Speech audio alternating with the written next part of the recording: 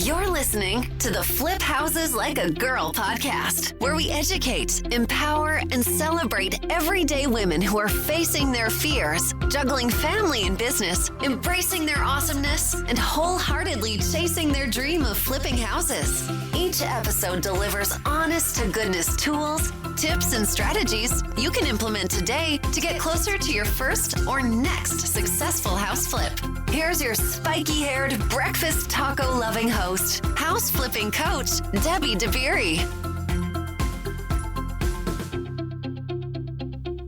What is going on, you guys? It's Debbie here, and I hope that whatever you're up to today, it's an easy one. If you aren't already on the wait list for Flip Your Heart Out, which is my real estate investing retreat where woo-woo meets house flipping, we're having it in September in Austin, and it's going to be unlike any other real estate investing event you've been to. Guaranteed.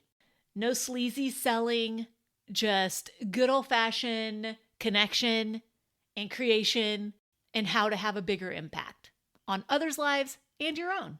Okay? So go to flipyourheartout.com and join the wait list because we are about to open up sales to non-students because right now it's only open to students. Okay, now let's talk about today's episode because I adore this woman. Her name is Laura Casey. She lives here in Austin now, and she and her son and daughter-in-law have an awesome business that is about serving home sellers. And it's so freaking inspiring. I love what they're up to. It feels so good to meet like-minded investors who aren't just out to make a quick buck while they trample over everyone in their way or on their path. So yay for meeting more awesome like-minded people. All because of my little monthly meetup that I started in October. If you remember, if you listened to the episode with Lindsay Hinkle a couple of episodes ago, I also met her and her husband for the first time at that first meetup. In addition, I met Laura and her son and daughter-in-law. And I'm telling you, man, just awesome vibes, awesome people. And I love this conversation that we have. All right. We are talking about their team. We're talking about her background and the roles each person plays. We're talking about mindset. We're getting into the nitty-gritty here, folks. So stay tuned. You don't want to miss this one. All right. See you on the flip side. How about let's start with you giving us a little bit of background on you personally. Okay, awesome. My background is I've pretty much always been in some sort of design or construction field. I mean, that truly is where my passion lies. I went to the University of Kansas and studied interior architecture. Oh, cool. Graduated. They were just kind of morphing a program between the School of Art and the School of Architecture. So it was this really cool blend of that they were just starting out. So that was really fun. Nice. Did mostly like commercial projects through school. And then shortly after that, went to work for one of my professors on the plaza in Kansas City, worked for him for a couple of years doing some commercial stuff. And then after that, I headed out to Arizona just decided, I think I should go to Arizona. So just packed up the car, headed out to Arizona. And the only job I could really find was at Home Depot. That's amazing. Okay, I don't know this about you. Okay. Amazing is the word, but amazing is a word. At the time, it was a good thing. They were starting like an interior design program where you would go in people's homes and solicit interior design services along with all their products. So I was kind of doing design, although obviously much more residential. But the good thing about it was they also taught me how to do kitchen and bath design. So I learned the 2020 program, ended up selling kitchens and baths and doing that, running their design department through Home Depot. Nice. So it was, probably not the place I would have loved to have been, but it was a really good experience and a bit of a springboard. And my first year was in Arizona. And then one of the contractors I worked with eventually offered me a job and stole me away, and he built big custom homes up in North Scottsdale in Arizona. Okay. I worked for him for a while, and then what were you doing for him? it wasn't really glamorous, and I didn't feel like really fulfilled there. It was a lot of office work and Gotcha. very little design. Yeah. So because it was just himself, just me and him, and so Okay. he was out there selling and doing and project managing, and I was kind of handling all the office stuff. Gotcha. Not my happy place to be. Sure. Yep. Then I went to work for a family-run interior design business. They did cabinets and sold to smaller builders, and did cabinets, countertops, all that design coordination, that kind of stuff. Nice. And again, that was just a really good experience because I started doing like really high-end custom baths, cabinetry, things like that. And then they got bought out by a division of Home Depot. Home Depot did this CTI creative, and they set up like a lot of small mom and pop shops, tile shops, cabinet vendors, things like that. They bought everybody up in Arizona and created this giant, like 400-person company. Wow. And that was leading into the crash of '08. Okay. So that thing pretty much dissolved. Everybody I knew, we all just kind of scattered like rats and went different ways because everybody lost their jobs. Wow. At the time, I lost my job. My fiance at the time lost his job. We lost our house. We lost everything, and we weren't. Oh, wow. But yeah, went through that whole. Arizona was hit really hard. Yeah. I remember hearing about it. Wow. So like everything shut down, and we all went and just found random jobs for a couple of years, and then everybody started to resurface. Wow. So then when that was all over, I did a bunch of weird jobs in the interim, and then I went to work for a high-end full service remodel company, Okay. in Arizona, and did everything from meeting with the initial clients, going out to the home and doing all the measuring and the 2020 design work, specifying all the product, writing the contract, doing all the installation docs, everything. And then I would hand it off to a project manager, and then I'd work with him to see the project through. Okay. So I did that, and that was really great because it was kind of a small company, had a real family feel. Everybody was under one roof. So if you needed to, your payroll department or your project manager or your lead designer, like everybody was there. All the material was there under one roof. But I learned a lot there. Yeah. It was really good. And every project was completely different. I got to work with great clients. I really got blessed with a lot of really great clients that gave me a lot of creative freedom and had really nice budgets. So a very not glamorous background story. I don't feel like I ever have really been in the pocket, loved what I was doing, felt like I was in the right place. But I feel like now I can look back and see it was all just kind of stepping stones, good experience, that kind of stuff. Totally. That's just so true. When you're in it, you're like, I don't get the purpose of this. I don't know. And then later you can be like, it's always nice when you can look back and be like, okay, I get it. Oh, okay. Yeah. Did it happen be that way, but okay, I get it.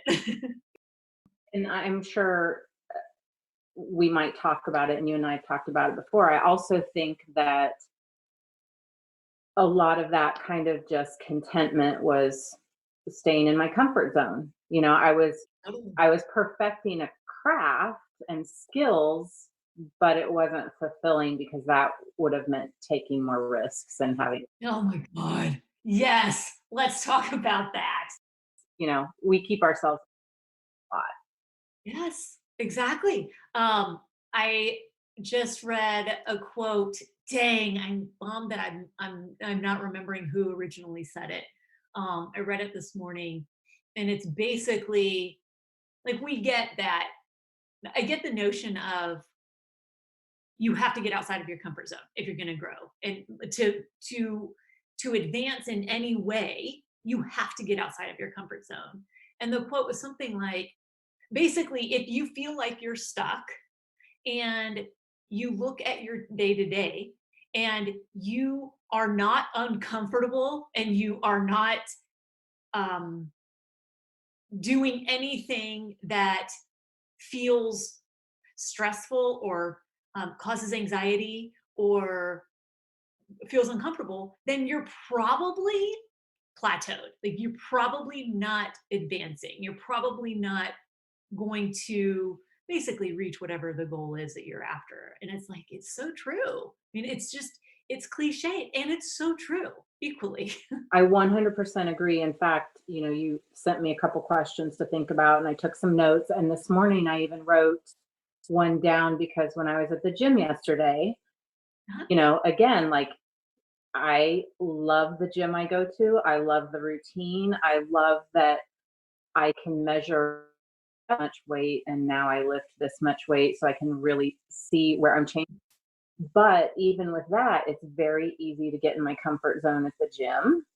Yes. And one of the things the trainer said yesterday was like, you know, in the uncomfortable is where change happens. Yes.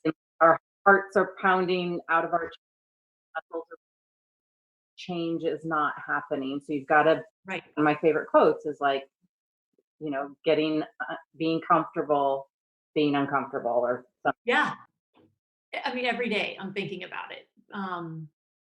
And I know you do Orange Theory, and I recently started doing Peloton cycling workouts. I have the Peloton bike. I actually rent in Austin. There's a company that rents like professional grade, like gym grade bikes Okay. for like I think it's like $75 a month because I just didn't want to fork over the $2,500. I didn't know if I was going to. I didn't trust that I'd stay committed to it because I'm a runner, but I have injuries that I can't run anymore. So I was like, all right, we've got to do something. So let's try cycling. And I'll tell you, I love it. I'm totally in love with it. But the Peloton coaches, like every single one of them, I'm like, they'll say something, and I'm like, yes, that's totally true. Yes, get uncomfortable. And it's like, but it's like you can take it into every area of your life. Like it's just totally true. And I'm the same way. I'll be like, oh, this workout's easy. I feel like I'm working out, but and all I have to do is crank that stupid resistance up one more notch, and it would be a totally different workout. But do I want to? Do I want to be that uncomfortable today? And it's like, you're in charge. You get to control That it. would be a good t-shirt for you. Crank the resistance up one more notch. Writing it down. Sure. Writing it down. Done and done. Well, it's I love talking about this because I have felt really anxious and uncomfortable for like the last 2 weeks. It probably started when you asked me to speak in front of your group. You're welcome. That was getting uncomfortable.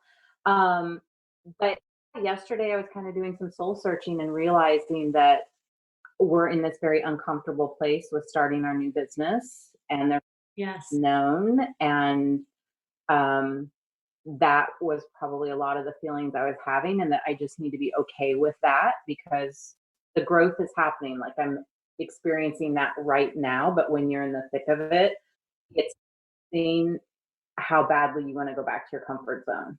Yes. Yes. Because you know what to expect. Oh yeah. Right? Yeah. Yeah. So let's talk about that. Okay. So right now you're in business with your son and daughter-in-law. And when did that happen? What year did that come together? So that was just 2018. Okay. We moved out here Mother's Day weekend of 2018. We took Okay. a big faithful leap. And do you want a little backstory on that or no? Yeah. Yeah. Absolutely. Okay.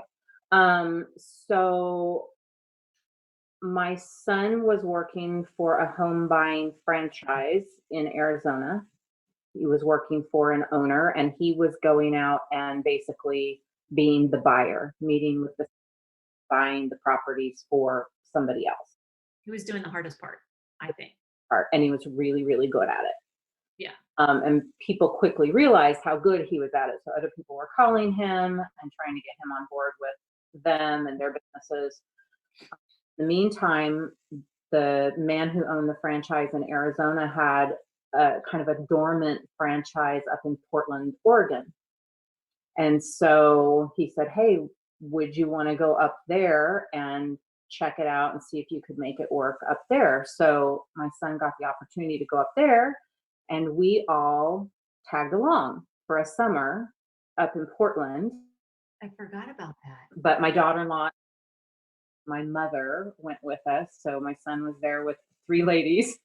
I love In beach all summer. But that's when I had been going on some appointments with him in Arizona in my free time, really, and I was really interested in what was happening in his life and his world, and it really interested me. So he let me tag along. I did some trainings. The owner was fine with me going out with him on appointments, and we actually got quite successful going out together. Uh-huh. So I did that when we went up to Portland and then started doing some of the CRM and running comps and just getting my feet a little bit more in his world. And then when he came back from Portland, he and his wife realized that they really wanted a change of pace and were looking to relocate. So they started looking at, Nashville and Boston and Kansas City and all these other places where there were franchise opportunities. Got it. Same company. During all of that, I went through a really devastating divorce that, of course, devastated our entire family. And I was just really lost. I was in this job working for a remodel company, but not really satisfied. Knew I really didn't have anywhere to grow with that business. Yeah. And they came out to Austin weekend. They both make really quick decisions, which I don't. Mm-hmm. They basically came back and said, we love it. We're going to run a franchise out there. And we're moving. And why don't you come with us? Oh, gosh. So it was a really quick decision for me. Normally I have to stir and worry and have anxiety and sweat it out, cry some tears. And I had days to drive out here. So that all happened. But yeah, said yes, like why not? What have I got to lose? And this may be the big opportunity of my life. I was in my 50s, and so early drove out here, found the smallest, cheapest apartment in Austin, which is not easy to do. Right. It's small. It's not easy to find. I was gonna say, it's probably not cheap. Cheap is a relative term. Yes. Yeah, and we came in on Mother's Day Sunday, and we went out on appointments Monday morning. So wow. Still with the franchise. Okay. And then we did that for about a year and a half. My son was incredibly successful with that. He ended up running the whole Austin region, being in charge of all the franchisees in Austin. Wow. And then we just decided over time that we wanted to do something a little different. that it was no longer serving our needs and that we really wanted to create this super service centered message and way of helping home sellers, that Mhm. they weren't being served as far as we could see.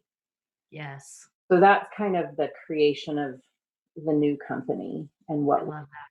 really specific message. And one of our taglines is we put people over properties, Yes. because we started to see that sometimes no amount of money solved their problems. Right. So even though it's a really competitive market and you have multiple offers and investors are everywhere, a lot of times it didn't solve their problems. And so we could really sit down with them, spend time, get to know them, put a game plan together to solve whatever problems they were facing. Things like, they might have a probate issue but not have money to deal with the legal fees. Right.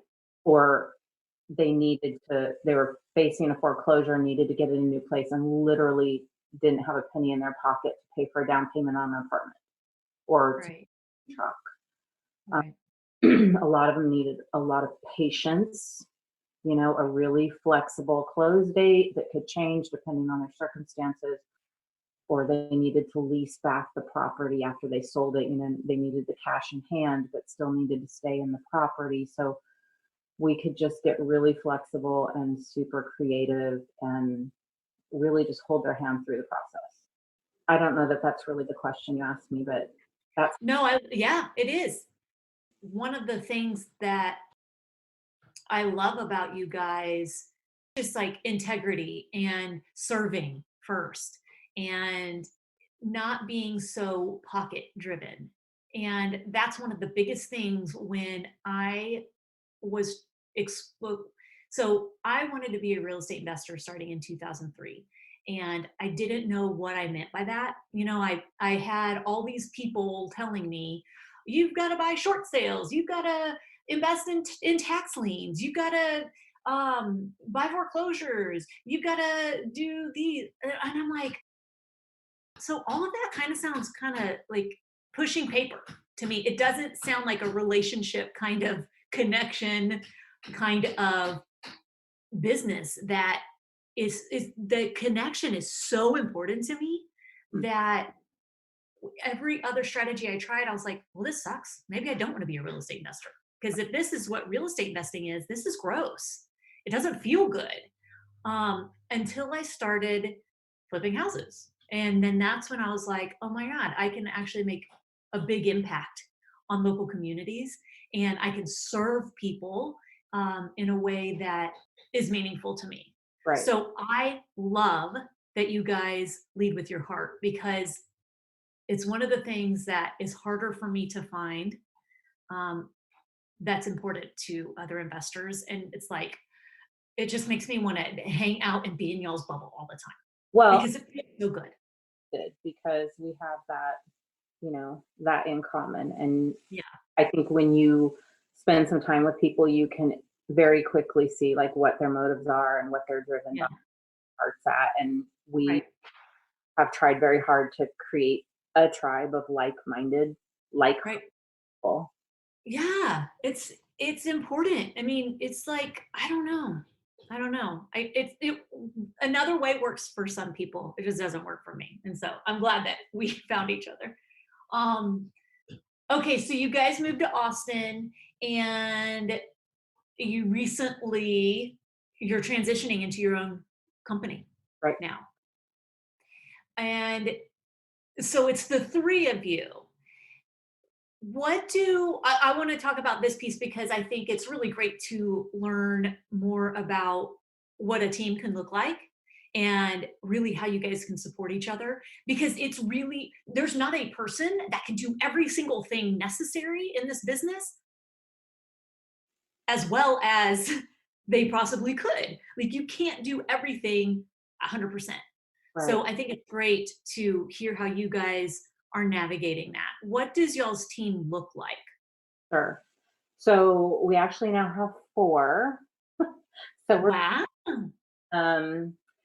But so Max is my son. He's 26, headed to 27, and he's the owner. And then his wife, Angie. And then we now have a director of operations, which is Kara, and myself. So one thing I have to say is Max has spent a lot of time really researching and learning about personality styles, communication styles, um, teams, structures of things like that, what kind of roles people play. We spend a lot of time talking about those things and figuring those things out because we really feel like, just like with a house, that foundation is critical. And I think just kind of don't do any part of that process. I mean, they may say, oh, I need somebody to handle my billing. Let me find somebody to do my billing. Let me, it's more of like, what is the task? Yes. But we really focus on who is the right person to handle what part. Max is the visionary. He moves at a very high rate of speed, definitely big picture, definitely high communication skills, always very forward thinking, things like that. You're not going to see Max sitting in the office doing paperwork all day. Yeah. He's not a huge networker. Angie is very, let's see, I made actually a couple of notes here. Let me just take a look. But yeah, so Max is also our closer. So he acquires all the properties. He's the front man talking with the sellers because he just has such a high communication skill. Sure. Kara is the most logical, detail-oriented. She loves putting processes and features and like get that girl in front of a binder or a spreadsheet and she is giddy. Oh my God. I need a Kara. Right? Not everybody. We needed, she was our puzzle that is our most recent addition and she's just kind of completed. Wow. Angie is extremely creative, high design, but yet she's very introverted. So she likes to do things, behind the curtain. Doesn't like to be out there dealing directly with people. So she's great at keeping us on budget. She's great at keeping us on task, sending us reminders, sending out emails, text messages, things like that. But she's more private and reserved and creative and introverted. So she gets involved a lot in the design process, but she doesn't like the project management because that requires the communication. And then myself, as I was looking at your questions, I was kind of laughing because one of your questions was kind of like, what does my role look like? So it's literally, it changes every day. But I kind of got a chuckle because I do have an official title at our company and I have to read it because it's so long. And my official title is Director of Creative Solutions and Connections. I love that. I'm also a realtor, but I love that. we spent a lot of time even thinking about what our titles were because they were very personal and we wanted them very specific. So yeah. I know you know me a little bit and it's hard to believe, but I like meeting people. No. I love networking with people.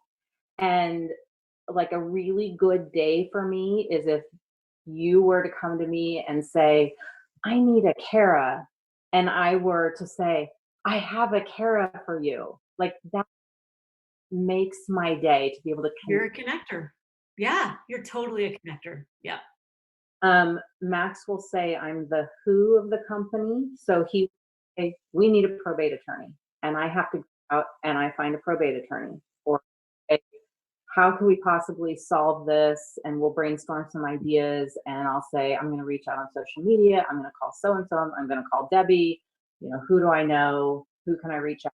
That kind of thing. So I do that as we're learning and growing and developing this company, because we don't know anything. So we rely on a lot of people who know stuff like you. I need a plumber. I need. We don't know anything.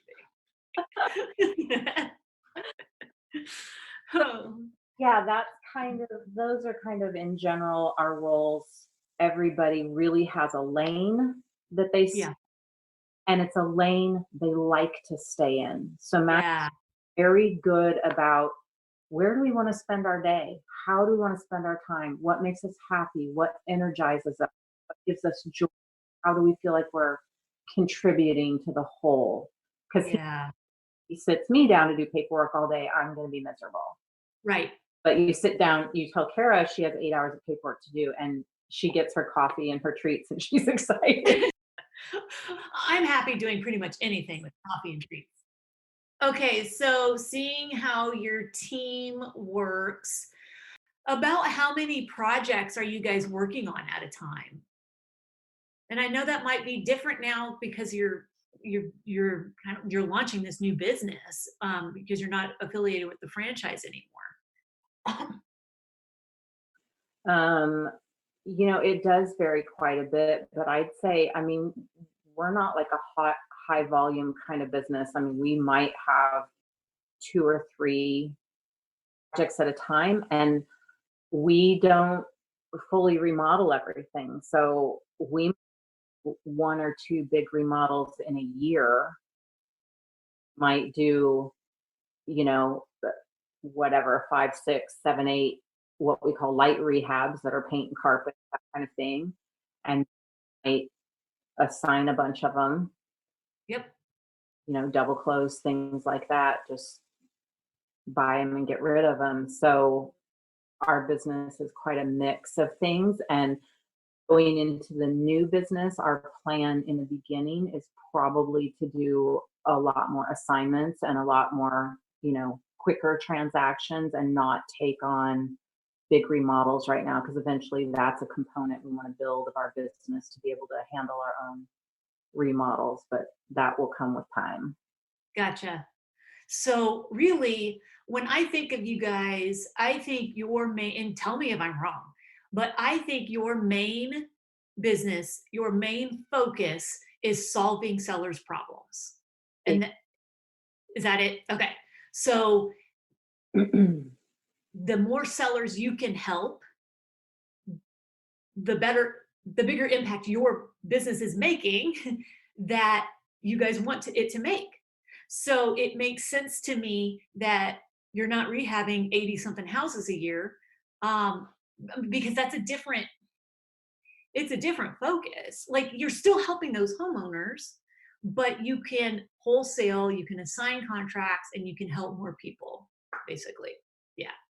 And, the designing part of it, again, I feel like, I know I'm totally biased, but I feel like Max is very good to us in that way, as far as being a business owner and a leader of a team, because he recognizes that Angie and I have to have that design component in our life from time. So he, will take on projects like that just to keep us happy and satisfied. Yeah.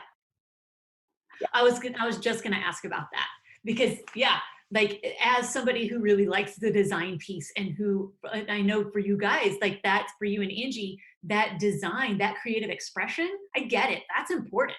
And that it's hard to find another outlet for that, unless, you guys did consulting work for other people, which, there are pros and cons to that. So we were joking the other day. I said, when we were in front of your group, I said, that's why I'm reaching out to people like yourself and Lindsay that you interviewed, and some of your other people that you coach and mentor. I'm like, I need to come see your project. Like, I just need to be on a site.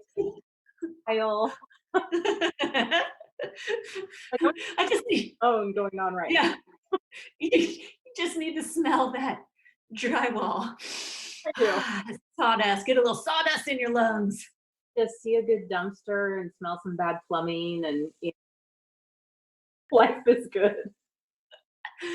Oh God, that's hilarious. um, so when it's interesting that you and Max were kind of doing this. When was he in the same city as you when you were doing all the remodeling work and stuff? Was he in Arizona with you? When I was working for the remodel company, Yeah, when you were doing all the design work and remodeling and stuff. So I guess his focus though at the time was a buyer for other. Okay, because it's like you guys were so parallel. It's interesting that it took a little bit longer for you guys to join forces, but it makes sense because you were working for someone and he was working for someone else. yeah, and the guys that owned the franchises that he was working for were mostly into wholesaling or doing really light rehab, so Got it. volume type business. And Yeah. the model company I worked for was definitely not investor friendly, as far as Yeah. with investors and things like that. So wouldn't have made sense at the time to work together. Yeah. Makes perfect sense. So when you guys main, I guess, struggles that you have with this new business, like mentally, like are you worried it might not work or that I don't know. Do you have any mindset struggles right now with this launching of the new business? Yeah, absolutely. I am on high anxiety alert. Uh-huh. That, that and coronavirus. Is that is that what my I see like a red flag on my desktop and it's letting me know Laura Casey is on high alert along with coronavirus. You can get an alert on your watch, on your Apple Watch, Yeah. full of anxiety at any point in time. Red alert. Um, yes, the answer is yes. And Uh-huh. um, I think it's one of those things though. So you used to be an athlete, right? You're still an athlete, but you grew up sports, right? Yes, absolutely. I think it's I didn't. So but I think it's one of those things when you make a decision, Mhm. feel like spiritually and emotionally and every other way it's what you're supposed to be doing. Mhm. I don't feel like I have any other options. Mhm. Every day you just make it work. So yes, there are always those thoughts of anxiety and self-doubt and what in the world did we get ourselves into? And we've thought that times. I mean, packing up a car and driving to Texas, becoming a realtor and literally not even knowing what street I was on. We've talked about this. People are like, "Oh, you know this area, you know this zip code, you know." I heard, and I just got here yesterday, Like I just pulled up. and You know? Arizona are straight and on a grid. Right. And in Austin, the same street can have 5 different names depending where you are on Yes. I would tell my friends it's like driving on a spirograph. It's like you it. move around. That's hilarious.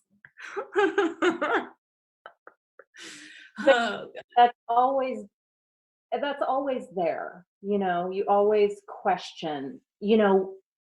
We question even yesterday. We had a meeting. We were meeting at 9 o'clock last night, and we were talking about um, what everybody else is doing. yeah. How are they getting leads? How are they door knocking? What's their message? Why is everybody getting these properties and we're not, And that stuff usually doesn't last very long because Mhm. we don't get out of our little circle, but it's Yeah. always there. Yes.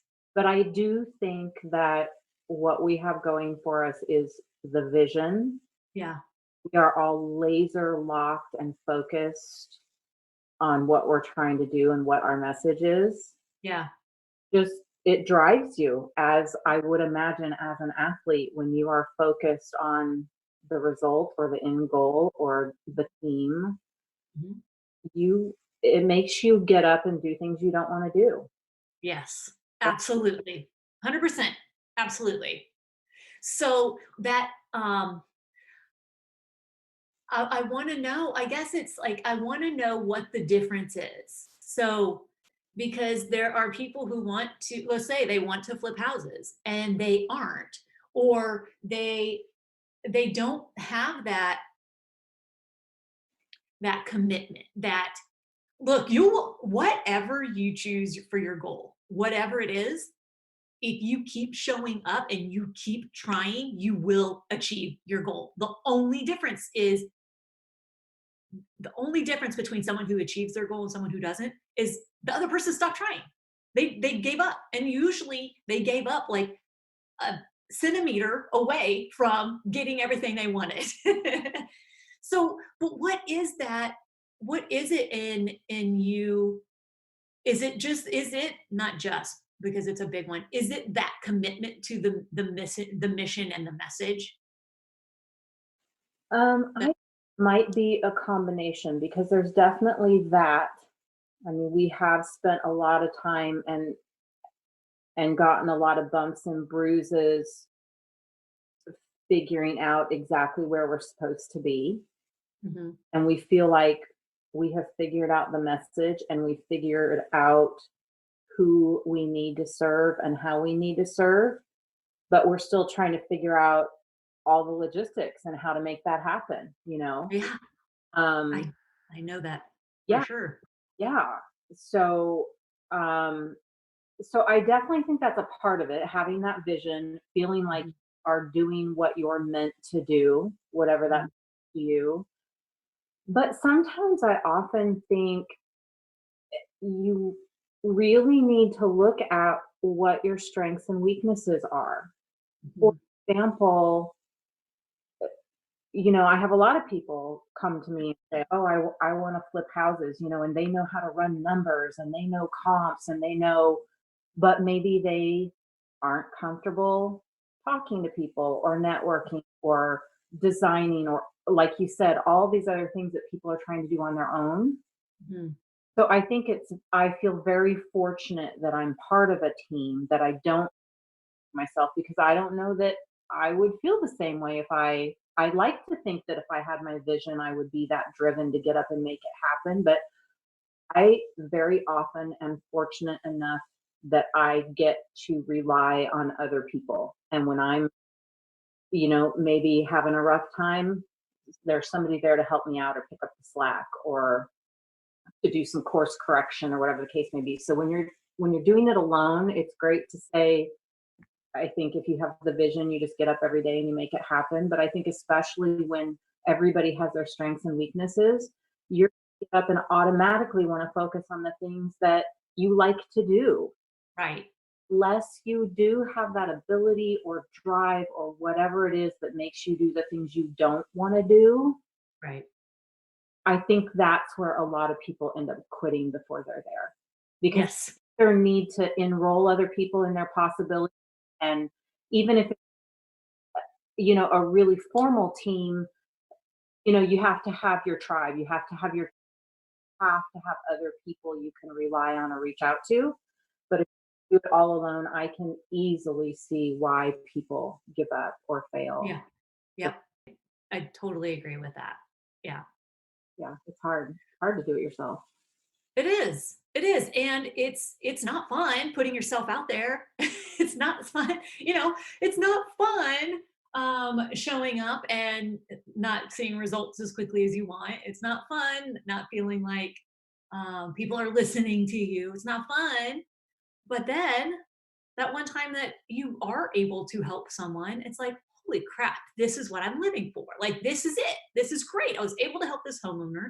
Like, it's when it clicks, it's great. But the in betweens can be a struggle sometimes. So I think it's great to whether you, like you were saying, whether you formally build a team that you work together closely every day, or even in selecting the realtor that you're going to work with, or the lenders you're going to work with, all of them are part of your team, and they are going to bring a different kind of energy into your world, your professional world, and your personal world. So do you want that energy to be, do you want it to add to your day? Do you want it to take away from your day? So it can be very easily go either way.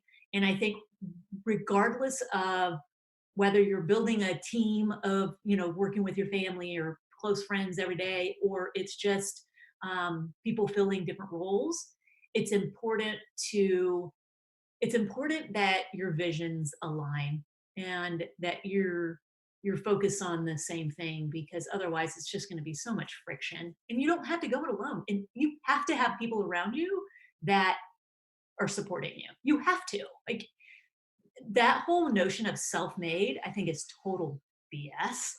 It's one of the terms that it makes my blood boil, because nobody is self-made. That whole notion of self-made is just wrong. It's not. There's nobody has achieved anything on their own.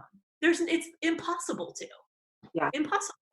And I think there's a lot of that out there in social media and the world, this idea of anybody can achieve any goal they want and they can do it all on their own if they just get up at 5 a.m. and have their morning routine and do XYZ. And I agree with you. Even people that say they've done it that way, that's not the case at all. There's hundreds of people that have been on that journey with them. Right. The people who I knew when I was 3 years old, right? Like, they had impacted my life in some way, and they have made me who I am. Like, everybody has a role.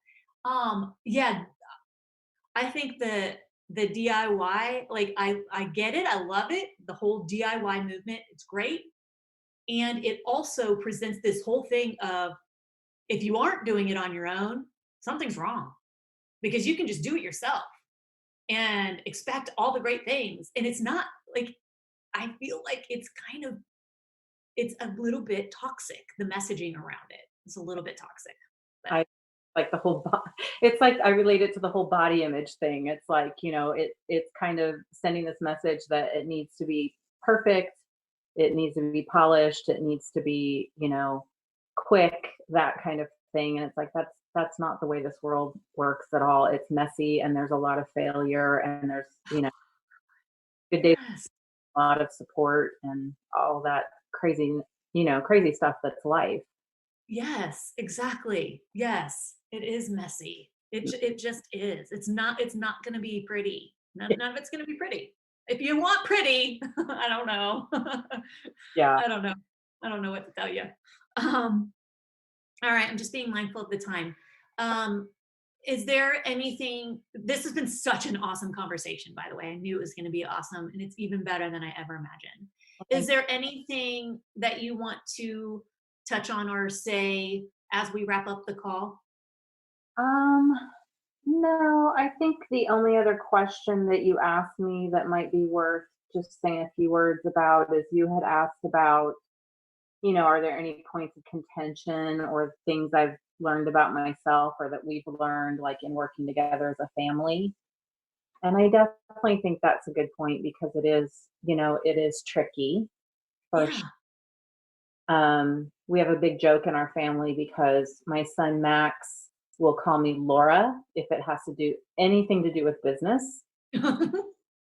He That's fun. if it has anything to do with personal, and he literally can flip a switch. I mean, it will be the same conversation, and he'll be like, "Okay, now Laura, I need you to do this tomorrow, and this is what's on the calendar, and blah blah blah. And by the way, Mom, what time should we be here eating dinner?" So he's able to really Wow.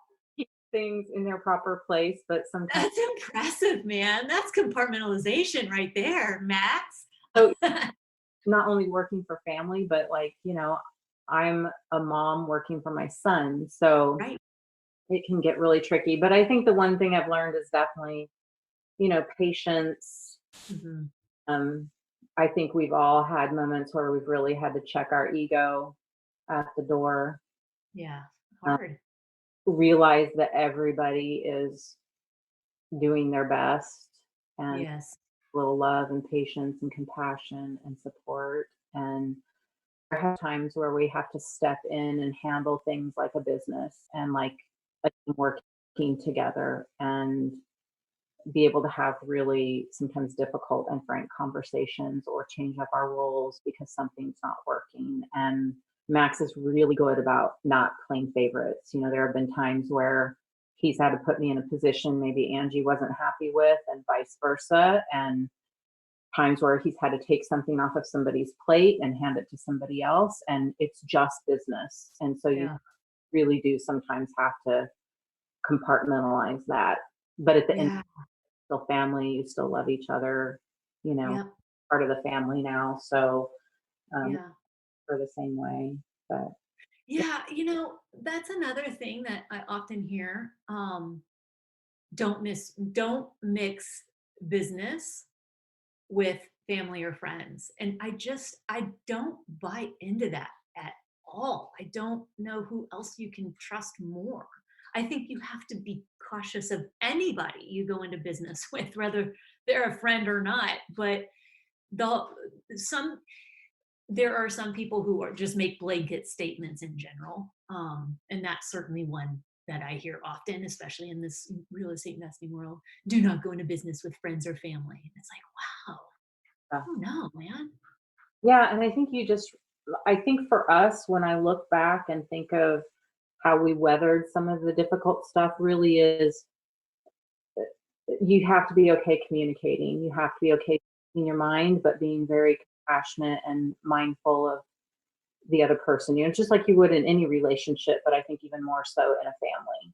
Sure, sure. Yeah. It all comes down to communication. Yeah. Everything always comes back to communication. Yes. Everything.